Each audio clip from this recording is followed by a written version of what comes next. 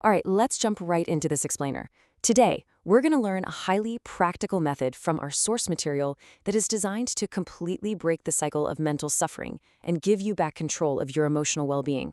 So, if you've ever felt like you're just a prisoner to your own anxieties, assumptions, or frustrations, well, you are in exactly the right place. We're exploring an incredibly powerful cognitive toolkit from the text 12 Steps to a Good Life. Specifically, we're unpacking a method of self-inquiry known as the 4 questions and the turnaround. It's basically a step-by-step system to literally dismantle your most stressful thoughts. I absolutely love this quote because the author, Thomas Alafaya, just exposes our mental baseline right out of the gate with some brilliant, blunt humor. But the underlying truth here is actually quite profound. Think about it. Most of the things we constantly worry about, stress over, or get furious about are entirely fabricated by our own minds.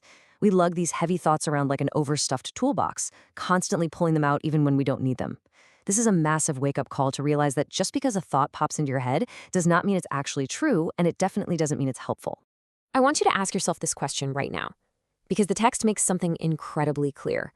Your thoughts are merely models of reality. They're like a map, and confusing a paper map for the actual physical ground you're walking on is the root of so much of our daily misery.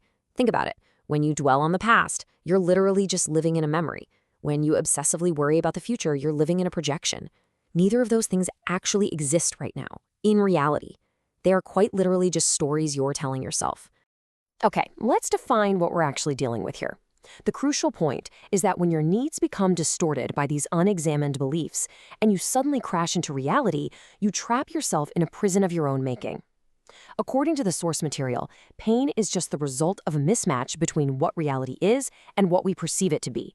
It's exactly like walking smack into a closed glass door because you were absolutely certain it was open. Bam! You get a bloody nose because your belief didn't match the physical reality. Well, emotional pain works the exact same way. You expect people or situations to be one way, they turn out to be another, and that friction right there, that is where all your anxiety and anger breed. And this illustrates a pretty vicious trapping cycle. When we blindly believe our stressful stories, those negative thoughts lead straight to negative emotions, which then drive negative behavior. It keeps you completely stuck on autopilot. You just become a prisoner of circumstance, constantly pointing fingers and blaming others, fueling your own endless anxiety, and taking self-sabotaging actions, like completely withdrawing from the people you love or lashing out in anger. You end up totally disconnecting from your true peaceful self, all because you're tangled up in an illusion. So let's roll up our sleeves. We're going to treat this next part like a live mental workshop. I want you to grab a stressful thought, a painful belief you're holding on to right now about someone in your life, or maybe a situation that's just causing you grief, and just hold it firmly in your mind. We're going to subject that exact thought to the rigorous 4-step self-inquiry process outlined in the text. This is exactly how we start separating the map from the territory. Let's use an example.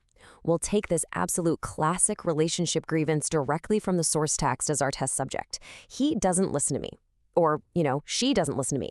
Come on, we've all thought something like this at one point or another, right? It feels so absolute, it feels super heavy, it creates an instant wall of resentment. Well, let's put this thought on the witness stand and interrogate it. Hit that thought with our very first question. Just pause for a second and answer honestly.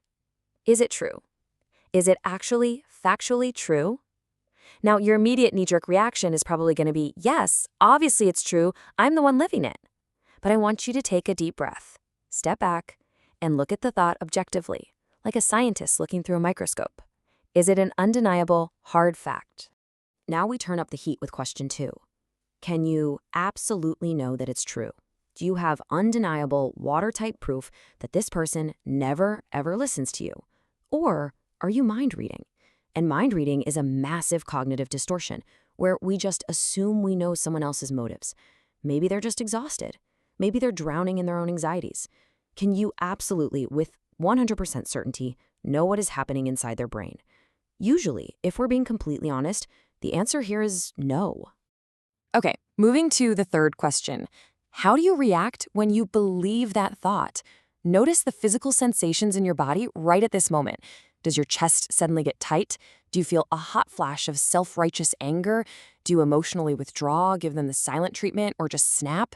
Notice how that heavy resentment floods your entire body the exact second you accept this unverified story as absolute truth. You are quite literally causing your own suffering based on a thought that might not even be real. And finally, the fourth question. This one is a real game changer. Imagine the freedom, the sheer emotional space you would have had in that exact same relationship if this stressful thought simply did not exist in your head. Who would you be if you physically couldn't even think the thought, he doesn't listen to me? You'd probably be way calmer, more present, and actually open to communicating, right? You'd be peaceful. This question proves a massive point. The person isn't actually causing your pain. Your belief about the person is causing your pain. All right, now we dive into the real climax of this toolkit, the turnaround. This is the practice of consciously inverting your painful statement to uncover the hidden truths. See, once you've loosened the grip of the thought using those 4 questions, you don't just stop and call it a day. You actively flip the thought on its head. And this is where the massive paradigm shift happens. The text reminds us that pretty much any thought can be flipped to help you detach and win back your power from those automatic knee-jerk reactions. Inversion forces you to step right out of the victim role. It makes you look at the situation from completely new and, yeah, sometimes pretty uncomfortable, but incredibly liberating angles. Often, you'll find that these inversions actually contain way more truth than your original stressful thought did. Let's see exactly how this works with our example. First up, we try the turnaround to the self. The thought was, he doesn't listen to me. So we flip it to, I don't listen to myself. Oh, is there a hidden truth in there? Are you entirely ignoring your own needs or boundaries while busy blaming someone else? Are you failing to listen to your own exhaustion or your own inner voice and just projecting all that frustration outward? It's wild, but often the very thing we complain about in others is exactly what we're doing to ourselves. Next, you try the turnaround to the other. You flip the roles completely. I don't listen to him. Now, this forces you to take some real ownership. Ask yourself, are you guilty of the exact same behavior you're so upset about? When you're sitting there fuming that he isn't listening, are you genuinely listening to him? Or are you just holding your breath waiting for your turn to speak? This specific inversion builds incredible empathy, and it cuts right through our own hypocrisy. Finally, you flip the statement to its absolute opposite. He does listen to me. Now, can you find specific, genuine examples where this person actually did listen to you? Did they remember how you like your coffee? Did they follow up on a problem you vented about last week? When you actively search for evidence of the opposite, you almost always find it. And that proves your rigid black and white thought, the idea that they never listen, is just completely wrong. By subjecting your inner demons to this entire process, running them through the 4 questions and then the turnarounds, you instantly stop being a passive victim being dragged down the river by unchecked thoughts. You realize you actually have the steering wheel.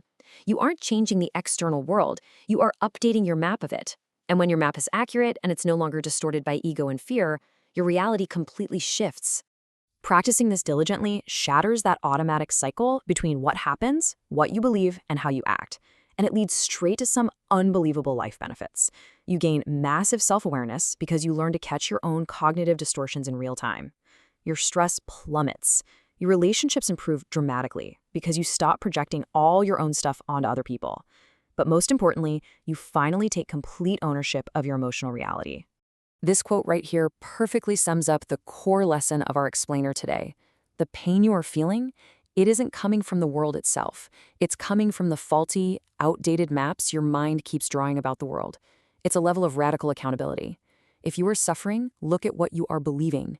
Challenge that belief and watch the suffering begin to dissolve. So I want to leave you with this challenge. Take this mental toolkit out into your life and question your own mind today. The very next time you feel that spike of anger, that wave of anxiety, or that heavy resentment, don't just react. Stop. Ask the 4 questions, do the turnaround. What hidden truth is waiting for you on the other side of your stress? Thank you so much for joining me on this explainer, and I really challenge you to put this into practice right now.